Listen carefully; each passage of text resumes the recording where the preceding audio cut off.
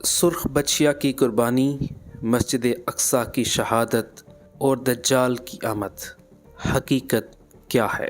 آپ نے social media پر اسرائیل میں سرخ بچیا کی قربانی کے بارے میں قیاس آرائیاں سنی ہوں گی، جس میں خفیہ مقامات پر مویشیوں کی موجودگی اور ٹیمپل ماؤنٹ کے قریب خفیہ قربانیوں کا تذکرہ ہے۔ یہ بھی کہا جا رہا ہے کہ اب خدا نخواستہ مسجد اقصی کو شہید کر دیا جائے گا، دجال کا ظہور ہوگا اور قیامت قریب آ گئی ہے۔ ان باتوں میں کتنی حقیقت ہے، آئیے جانتے ہیں۔ جن سرخ گایوں کا حوالہ دیا جا رہا ہے وہ 5 ریڈ اینگس گائے ہیں، جو ستمبر 2022 میں ایک عیسائی وزارت بونے اسرائیل اور یروشلم میں قائم دی ٹیمپل انسٹیٹیوٹ کے درمیان مشترکہ کوشش کے ذریعے درآمد کی گئی تھیں۔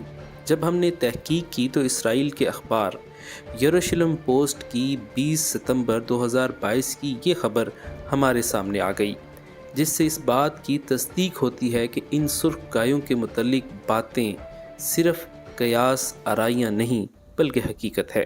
اس خبر میں سرخ گایوں کے متعلق یہودیوں کے نقطہ نظر کو تفصیل کے ساتھ بیان کیا گیا ہے۔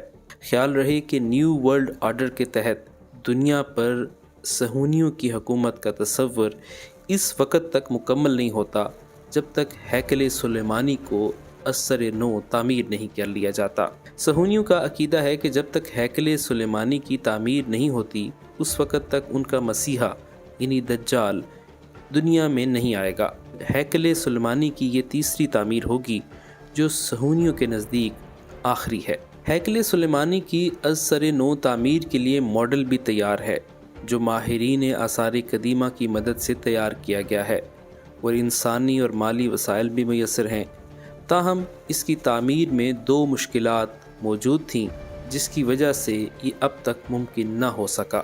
پہلی یہ کہ ہیکل سلیمانی کی تعمیر کے لیے صہیونیوں کو گناہوں سے پاک کرنے والی قربانی کی شرط ہے، جس کے لیے قدیم یہودی روایات کے مطابق قربانی کے لیے ایک ایسی سرخ بچیا درکار ہے جس کا ایک بال بھی کسی اور رنگ حتیٰ کہ بورا بھی نہ ہو۔ بہت عرصے سے صہیونی یہ اس پروجیکٹ پہ کام کر رہے تھے، جگہ جگہ ایسے جانوروں کو ڈھونڈ رہے تھے کہ جو سرخ بھی ہوں اور اتنے سرخ ہوں کہ ان کے کھر بھی ساتھ سرخ ہوں، اور یہ کہ ان کی ایج بھی ایسے میچ کر رہی ہو کہ قربانی کے وقت وہ 3 سال کے ہوں۔ بالآخر یہ بچڑے ان کو مل گئے ٹیکسس، امریکہ سے، یعنی اپیرنٹلی مڈل ایسٹ سے نہیں، کسی اور جگہ سے نہیں، بلکہ ٹیکسس سے یہ ان کو مل گئے۔ وہاں پہ پابندی ہے کہ آپ لائف اسٹاک کو ایکسپورٹ نہیں کر سکتے، تو پھر بڑے طریقے سے ان کو پیٹس یعنی کہ پالتو جانوروں کے طور پہ کلاسیفائی کیا گیا اور وہاں سے ان کو ایکسپورٹ کیا گیا اسرائیل میں، جو کہ ویسٹ بینک یعنی کہ مغربی کنارے کے کسی انڈسکلوزڈ لوکیشن پہ وہ موجود ہیں۔ اور کیلکولیٹ کی جائے ان کی ایج تو یہ تقریباً اپریل 2024 کا ٹائم بنتا ہے کہ موسٹ پروبیبلی ان کو سیکریفائز کیا جائے گا۔ دوسری، ہیکل سلیمانی کی تعمیر کا مقام ہے۔ صہیونیوں کے مطابق ہیکل سلیمانی کو جس جگہ پر تعمیر کیا جانا ہے وہ عین وہی مقام ہے جہاں پر اس وقت مسجد اقصی موجود ہے، یعنی ہیکل سلیمانی کی تعمیر کا صاف اور سیدھا سا مطلب مسجد اقصی کی شہادت ہے۔ اگر مسجد اقصی محض مسلمانوں کا مقدس مقام ہوتا تو ہیکل سلیمانی کی تعمیر ہوتی یا نہ ہوتی، مگر صہیونی اب تک اسے شہید کر چکے ہوتے۔ تاہم یہ مسلمانوں کے ساتھ ساتھ عیسائیوں کا مقدس ترین مقام بھی ہے۔ یہی وجہ ہے کہ صہیونیوں کو اس کی شہادت کے لیے باقاعدہ ماحول بنانا پڑ رہا ہے۔ واقعہ کیا ہے؟ واقعہ یہ ہے کہ 3rd ٹیمپل انہوں نے بنانا ہے۔ کہاں بنانا ہے؟ جہاں پہ مسجد اقصی ہے، تو مسجد اقصی کو گرا کے یہاں پہ 3rd ٹیمپل بنایا جائے گا، لیکن یہ ٹیمپل ہے مسجد اقصی پہ۔ مسجد اقصی کی جو ایکسکیویشن ہے، اس کے زیر زمین کھدائی ہے، یہ بہت عرصے سے ہو رہی ہے۔ اس کی بنیادوں کو ہلانے کے لیے یہ کوئی ڈھکی چھپی بات نہیں ہے، ویل ڈاکومنٹڈ رپورٹس ہیں اس بارے میں۔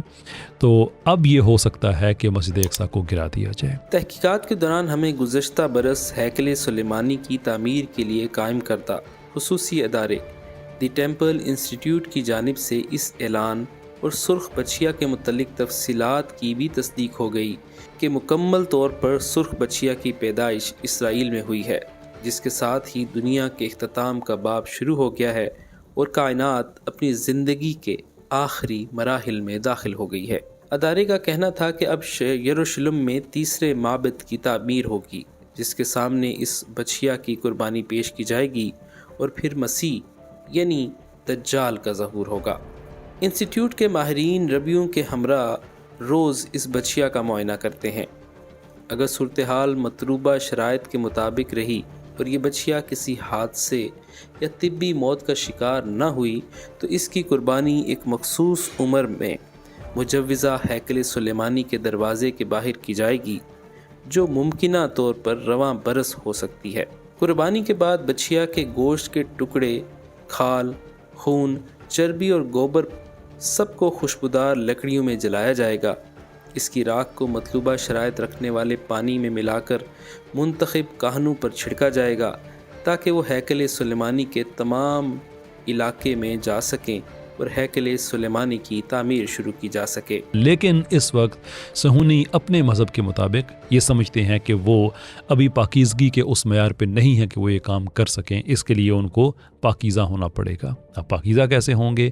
ان کے مذہب کے مطابق یہ جو بچڑوں کی ایک کوالٹی میں نے بتائی ہے، ان بچڑوں کو ذبح کرنے کے بعد ان کو جلایا جائے گا اور ان کی راکھ پانی میں مکس کر کے ان سے پھر کچھ صہیونی ہوں گے جن کو پاکیزہ کیا جائے گا، اور پھر وہ اس قابل ہوں گے کہ وہ جا کے وہاں پہ عبادت کر سکیں اور اپنا جو ٹیمپل ہے وہ بنا سکیں۔ اسرائیل میں اس ہیکل کی تعمیر کی تیاریاں بہت عرصے سے جاری ہیں، حتیٰ کہ تل ابیب کے ایک مضافاتی علاقے میں گلوکاروں کا ایک ایسا گروپ اس لمحے کی تیاری کر رہا ہے جب وہ یہودی ہیکل کی تباہی کے تقریباً 2000 سال بعد دوبارہ اس کی تعمیر پر خوشیاں منائیں گے۔ یہودیوں کے مطابق حضرت موسیٰ علیہ السلام کے زمانے سے لے کر 70ویں عیسوی میں دوسرے ہیکل کی تباہی تک 9 گائے کی قربانیاں دی جا چکی ہیں، اور اب 10ویں قربانی مسیح کے دور کا آغاز ہوگا۔ یوں یہودیوں کو تیسرے ہیکل سلیمانی کی تعمیر کے لیے سرخ بچڑے سمیت سارے ہی اسباب مہیا ہو گئے ہیں، اور اب بس اس کے لیے مسجد اقصیٰ کو شہید کرنے کے لیے مناسب موقع کا انتظار ہے۔ اس تناظر میں اگر غزہ کی موجودہ جنگ کو دیکھیں تو بہت سارے حیرت انگیز انکشافات ہوتے ہیں۔ یہاں یہ بات بھی قابل غور ہے کہ سوشل میڈیا پر اس عنوان پر گفتگو کا آغاز حماس کے کمانڈر ابو عبیدہ کے تذکرے سے شروع ہوا، جبکہ کچھ لوگوں کا کہنا ہے کہ حماس کی طرف سے 7 اکتوبر کو کیے جانے والے حملے کی وجہ ہی ان سرخ گایوں کی موجودگی اور مسجد اقصیٰ کو شہید کر کے ہیکل سلیمانی کی تعمیر تھی۔ اس حوالے سے ہمیں تحقیقات کے دوران اسرائیلی اخبار آل اسرائیل کی خبر ملی، جس میں اس حوالے سے تفصیلات بیان کی گئی ہیں۔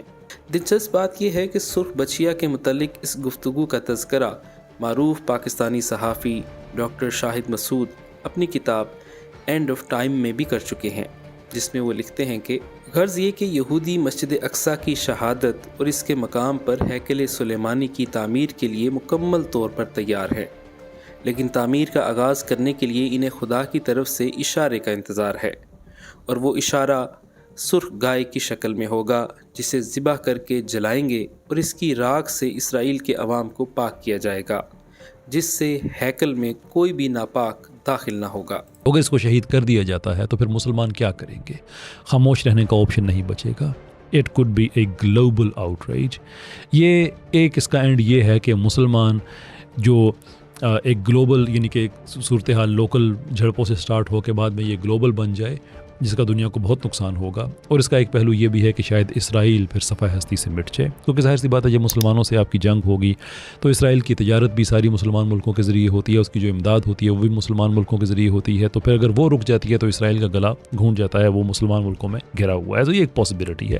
دوسرا یہ ہے کہ مسلمان حکمران اسی بے غیرتی کا ثبوت دیں جس کا دے رہے ہیں۔ میں عام طور پہ ایسے الفاظ استعمال نہیں کرتا، لیکن جب آپ ہزاروں بچوں کی ان کی شہید ہوئے جسموں پہ آپ دیکھ رہے ہیں کہ ان کو گلیوں کے کتے بھنبھوڑ رہے ہیں، تو پھر آپ تہذیب کو سسپینڈ کرنا پڑتا ہے۔ یہ بے غیرتی ہے جو ہمارے حکمران کر رہے ہیں۔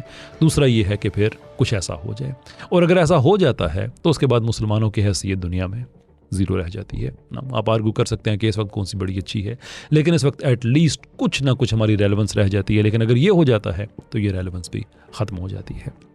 کچھ لوگ کہہ سکتے ہیں کہ دیکھیں یہ کچھ فرنج گروپس ہیں، یہ اسرائیل کی نیشنل پالیسی کا تو حصہ نہیں ہے۔ یہ بات بالکل درست ہے کہ اسرائیل کی نیشنل پالیسی کا حصہ نہیں ہے، کچھ بڑے الٹرا کچھ قسم کے ایکسٹریم رائٹ ونگ ہیں وہ یہ کام کر رہے ہیں، لیکن یہ تھیوری اس حوالے سے ڈاؤٹ میں پڑ جاتی ہے کہ جیسے میں نے آگے کہا کہ امریکن قوانین کے مطابق تو یہ ایکسپورٹ ہو ہی نہیں سکتے تھے، تو یہ کیسے ممکن ہے کہ کچھ صہیونی اور کچھ عیسائی گروپ، پرائیویٹ گروپس، وہ قانون کو اس لیول پہ مینیپولیٹ کریں کہ ان کو پالتو جانوروں کی کیٹیگری میں ڈال کے یہاں پہ ان کو لے آیا جائے؟ کچھ نہ کچھ تو اس میں حکومت کا حصہ ہو ہی گا، ادروائز تو یہ ہو ہی نہیں سکتا۔